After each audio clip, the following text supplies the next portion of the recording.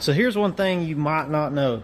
If you have a CX2510, which is what I have, a CK2610, or a CK2620, you actually have a 35 horsepower tractor. Right here is the serial number on the tractor, 3A165. That is the 35 horsepower engine.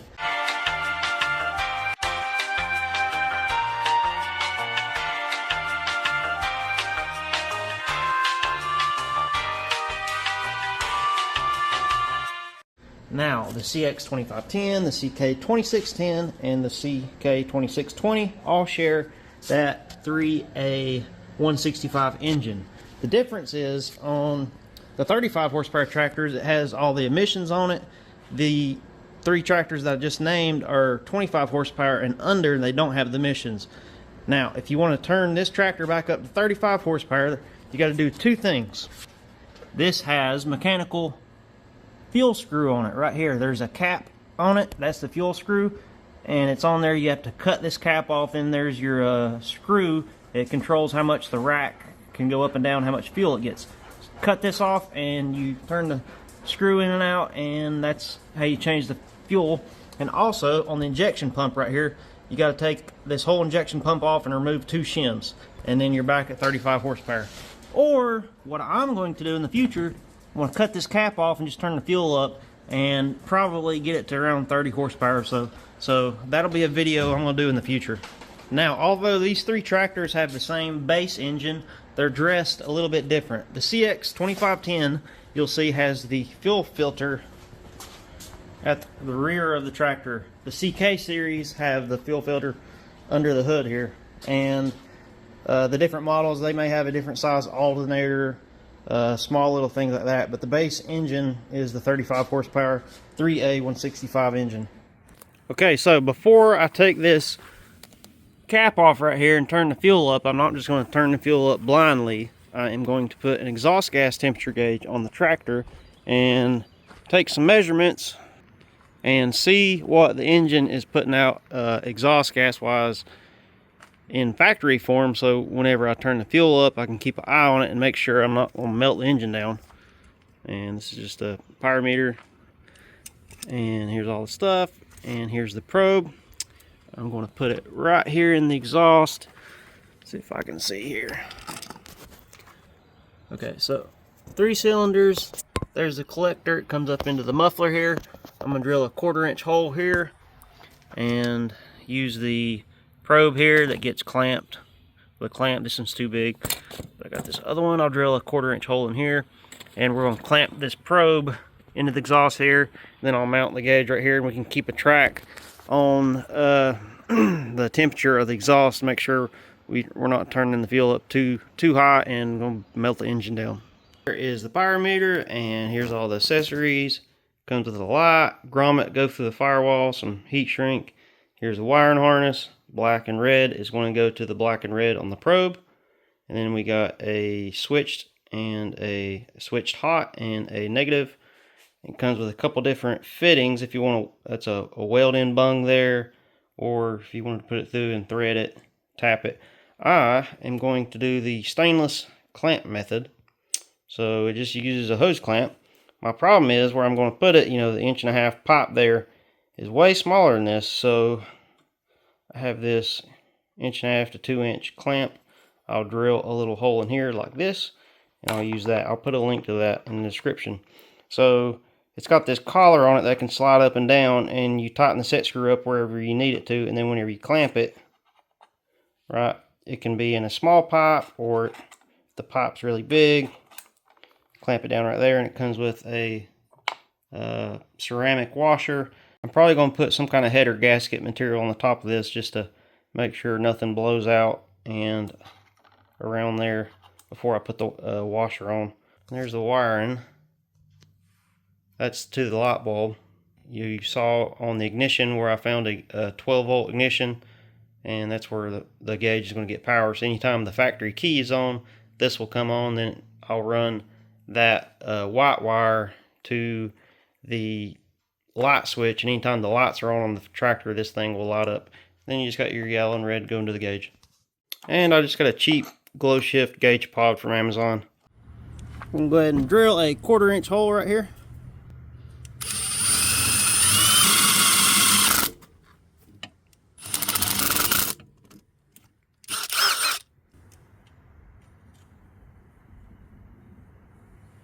Okay, so there's my sensor set up here. We have the lock and collar right there, and whenever it's closed, it'll be about halfway in there, 2/3 or so. And I put that RTV gasket maker for exhaust around the edge there, and on that set screw. That way no exhaust gases can get out. Okay, so the signal wire to the light bulb that goes on here, I want the light bulb to come on when I turn the headlights on. So I got the wire running from that through here, and I am tying the signal wire to the light bulb for the gauge right here. This goes out through the hood to the headlights. Just unplug the headlight, and the switched power to the headlight is this red wire with a blue stripe, and that's what I'm going to be tying into with just a simple, I think they call these things tapcons or whatever, just a wire connector. We got our hole drilled in the exhaust, we got our ceramic washer, we got the lock and collar, we got the exhaust clamp, and there's the temperature probe coming out. Got it wired up here. I put my ground right there, and then we got our keyed hot and our lights, which run into this side of the tractor over here.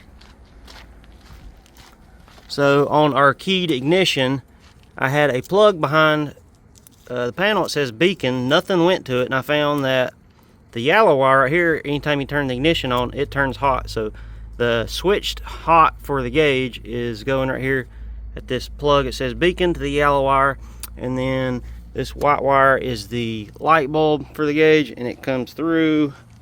Just got it going through there, and it pops out, and we got it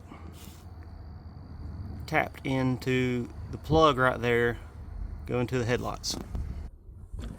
So here's what we got going on. Got the tractor in here. We got, you're going to want to lift your bucket up to get room to work on this thing. And I've just got 2 pieces of aluminum C-channel, kind of help holding the bucket up for safety. Now, that's what we're going to be working on. Here's the cap right here. We're going to be getting a angle grinder and cutting it right here, and the top of this cap's going to pop off. And then we're going to get a Dremel and cut it long ways, and then get a flathead and pry it down to the bottom. And this cap will open up and just fall off. So, angle grinder first, and then we're going to Dremel it, then we're going to hammer it and chisel it, and then here is the actual replacement cap. If you're worried about warranty, and if your tractor's still under a warranty and you're scared to turn it up, you can buy a new cap and paint it, and then when you're done, you can put it back on. So how this cap works, hey buddy, hey Si. So how this cap works, you can see that little ring on the inside? That's where a snap ring goes. And there's a snap ring on the shaft there, and whenever this thing slides on, that snap ring pops open into that little recessed spot right there, and that's what holds the cap on. That's why you can't just twist it off or pull it off. It has to be cut off. And this is the CX2510. So on the CK series, I think you guys have a sensor right here that's magnetic. We're going to be laying a towel down to keep metal shavings whenever we go to grinding on this from going everywhere. But the CK series tractors have a sensor right here, and I think it's magnetic. And all these metal shavings are going to want to stick to that sensor. So if you've got a CK series tractor, you might want to cover that sensor up before you go to grinding. So now we got it all covered up. I was going to get an angle grinder and cut about halfway down, all the way around, and the top half to fall off, but I think I'm not going to do that. I think I'm just going to go ahead and take a Dremel and cut all the way down the length of it as far as I can. You know, you can't go all the way because you'd be hitting the case here. So I'll cut all the way down, get a pair of pliers on this cap right here and twist it 180 degrees, and then cut all the way down again, and then get a hammer and a chisel or a flathead, and that last little 1/4 inch that we can't get, we'll just hit it with a chisel and kind of cut its way through there, and the cap should just fall off in 2 pieces.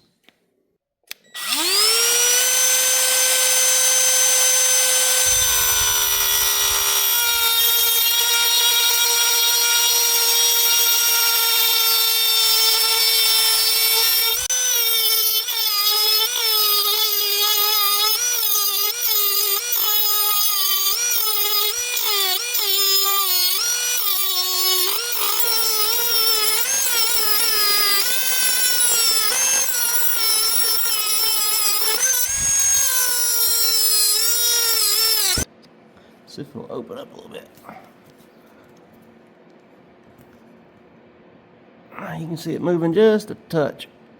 So I think by the time we cut that other side, it'll come off pretty easy. I can get it to spun around.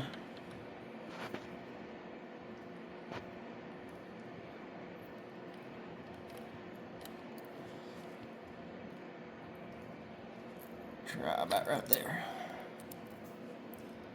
It's just the paint coming off.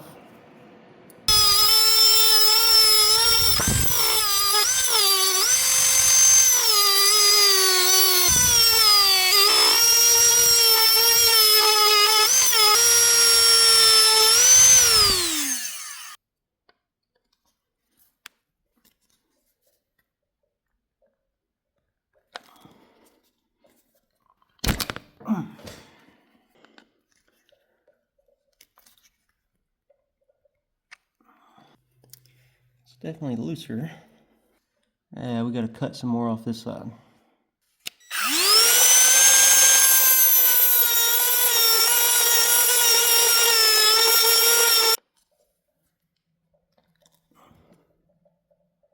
There we go, it's starting to open up now. So I had to get a new blade on here, but the big, larger diameter blade's hitting the block before I can get far enough back. So I'm just gonna take this outside and grind this new wheel down on a rock or something, make the wheel smaller. That way I can get further back. So I went and ground this wheel down a little bit. Now I can get a little bit further back into it.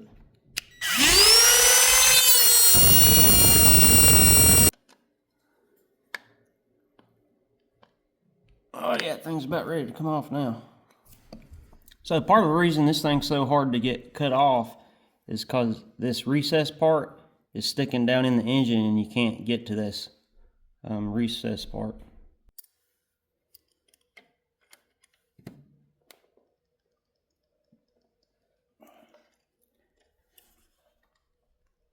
Oh, you little devil. Man, how does the dealers get these things off? If someone's a dealer watching this, tell me how y'all do it. This is a pain. Alright, so I'm switching up strategies. I got Dremel here, and I got these, it's like diamond grit or something on the end of them for the Dremel. I'll put a link in the description for these, but I've used these in the past. I'm going to try and get down in there to grind a little bit further back.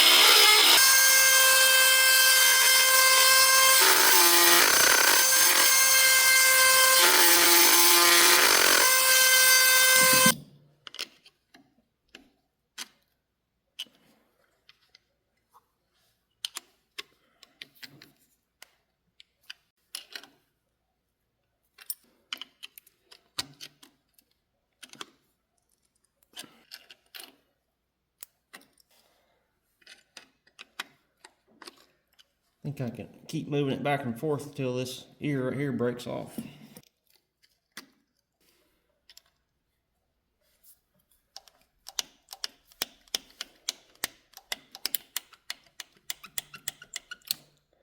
There we go. Now you can clearly see, focus. You can see that snap ring right there. You can see where I barely nicked it right there with the Dremel, but I didn't quite get it all the way. New plan, just want to get a flathead and smack it right here and try to force it off that way.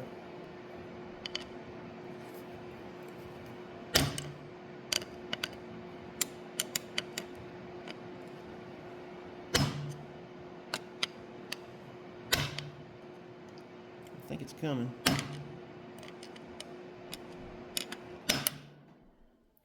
Like to not lose that snap ring.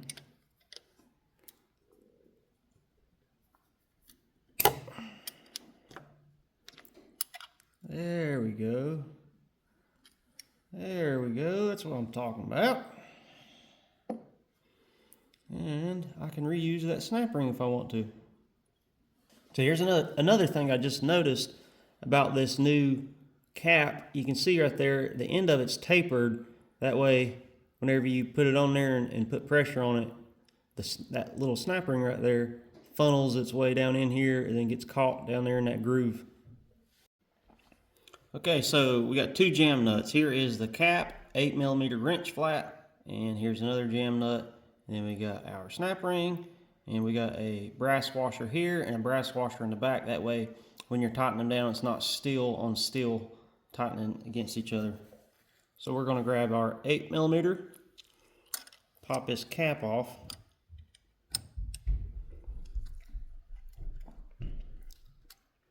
Now there's a flathead right there, that's the fuel screw. When I go to adjust the fuel screw, I'll back this off, turn this up or down, then snug it up. That way it's not jiggling around and don't fall off. Now some people online, they just say, oh, you just turn this out two turns and you're good. Well, I'm not going to do that. I'm going to pay attention to the exhaust gas temperature and the exhaust pipe and see how much black smoke's coming out. And so what I'll do is I'll probably just turn this half a turn or maybe one turn at a time and take it up a hill in high gear under load and pay attention to the exhaust gas temps and fuel, unburnt black smoke, which is fuel coming out of the exhaust. And we'll get to a point where it's just smoking, and then we'll back this off maybe a quarter of a turn, and we'll put this cap back on, and we'll be done. So that is part one, how to get the cap off the fuel screw, and also showing how to install the pyrometer. Now the only thing I would do different with the pyrometer, I wouldn't get this housing. This is a glow shift, and at certain RPMs it wants to vibrate like that. So I would probably get like a black housing that goes over here, and I'll link it. This ain't bad, but it just vibrates a little bit. But if you're watching this video, part two I've already completed and is uploaded, and part two is before and after the pulling power and the speed of it and everything like that, and also how to tune it. So part two is before and after and how to tune it. Part one, which you just watched, is how to physically take the cap off and install exhaust gas temp gauge.